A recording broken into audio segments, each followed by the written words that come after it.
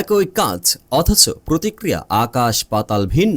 আচ্ছা, কে-পপ ইন্ডাস্ট্রিতে কি আসলে ছেলে এবং মেয়ে আইডলদের জন্য আলাদা আলাদা নিয়ম চলে? গত কয়েকদিন ধরে নেট দুনিয়ায় আগুন জ্বালিয়ে দিয়েছে একটি বিতর্ক, যেখানে একদিকে আছেন গ্লোবাল সেন্সেশন বিটিএস এর জংকুক আর অন্যদিকে ব্ল্যাকপিঙ্ক এর জেনের একটি সাম্প্রতিক ছবি ভাইরাল হওয়ার পর থেকে ইন্টারনেটে এখন রীতিমতো যুদ্ধ চলছে। প্রশ্ন উঠছে, জংকুক যখন একই ধরনের আচরণ করেছিলেন তখন তাকে কেন ক্যান্সেল করার ডাক দেওয়া হয়েছিল, আর জেনের বেলায় কেন প্রশংসার জোয়ার? আজ আমরা বিতর্কের একদম গভীরে যাব এবং দেখার চেষ্টা করব এর আড়ালে লুকিয়ে থাকা আসল সত্যটা কি। ভিডিওটি শেষ পর্যন্ত না দেখলে আপনি হয়তো এই গেমের আসল চালটাই ধরতে পারবেন না। ঘটনাটির সূত্রপাত হয় যখন সম্প্রতি রেবেন এর একটি ইভেন্টে জেনিকে একটি বিশেষ পোজে ছবি তুলতে দেখা যায়। ছবিতে জেনি তার মিডল ফিঙ্গার বা মধ্যমা প্রদর্শন করছিলেন। মুহূর্তের মধ্যে ইন্টারনেটে হইচই পড়ে যায়, কিন্তু আশ্চর্যের বিষয় হলো বেশিরভাগ নেটিজেন এবং ব্লিঙ্কসরা একে দেখছেন জেনির কুল এবং বোল্ড অ্যাটিটিউড হিসেবে। কিন্তু এখানে বিতর্কের শুরু। একদল নেটিজেন টেনে আনলেন জংকুকের সে বিতর্কিত ড্রাঙ্ক লাইভ ব্রডকাস্টের কথা। আপনাদের মনে আছে নিশ্চয়ই, জংকুক যখন তার লাইভে কিছুটা ক্যাজুয়াল আচরণ করেছিলেন বা মিডল ফিঙ্গার দেখিয়েছিলেন, তখন তাকে গ্লোবাল মিডিয়া থেকে শুরু করে সাধারণ মানুষ পর্যন্ত কী পরিমাণ সমালোচনা সহ্য করতে হয়েছিল।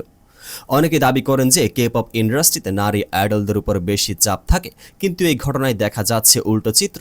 একদল ইউজার খুব প্রকাশ করে বলছেন, যখন জংকুক এটা করেছিলেন তখন বলা হয়েছিল কোনো ফিমেল আইডল এমন করলে তার কেরিয়ার শেষ হয়ে যেত, কিন্তু এখন জেনির বেলায় সবাই একে আইকনিক বলছেন কেন? আর্মির একটা বড় অংশ মনে করেন বিটিএস মেম্বাররা যাই করেন না কেন সেটিকে অতিরঞ্জিত করে নেতিবাচকভাবে উপস্থাপন করা হয়।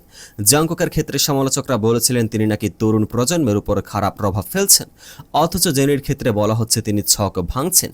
এই যে ডাবল স্ট্যান্ডার্ড বা দ্বিচারিতা, এটা এখন নেট দুনিয়ায় মূল আলোচনার কেন্দ্রবিন্দু। তবে মুদ্রার উল্টো পিঠও আছে। জেনির ভক্তরা বলছেন জেনিকে কি কম ঘৃণা সহ্য করতে হয়েছে? লেকমে ইভেন্ট থেকে শুরু করে তার ডেটিং লাইফ, প্রতিটি পদক্ষেপে জেনির সাইবার বুলিংয়ের শিকার হয়েছেন। তাই এই একটি ছবিতে তাকে সমর্থন করা মানে এই নয় যে তিনি খুব সহজে পার পেয়ে যাচ্ছেন। আসলে বিতর্কটা শুধুই জেনি বা জংকুকের মধ্যে সীমাবদ্ধ নেই। এটি এখন কে-পপ ফ্যান্ডমের ভেতরে একটি বিশাল ফাটল ধরিয়ে দিয়েছে। একদিকে আছে জেন্ডার বায়াসডনেস বা লিঙ্গ বৈষম্যের অভিযোগ, আর অন্যদিকে আছে বিটিএস ফোবিয়া বা বিটিএস এর জনপ্রিয়তা প্রতি এক ধরনের হিংসা। একটি বড় প্রশ্ন এখানে উঠে আসে, আমাদের সমাজকে আইডলদের মানুষ হিসেবে দেখার সুযোগ দেয়?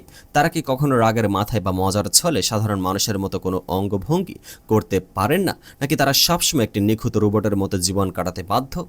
দিন শেষে জেনি এবং জংকুক দুজনে তাদের নিজেদের জায়গায় প্রতিষ্ঠিত এবং সফল, কিন্তু এই বিতর্ক আমাদের চোখে আঙ্গুল দিয়ে দেখিয়ে দেয় যে ফ্যান্ডম কালচার কতটা জটিল হতে পারে।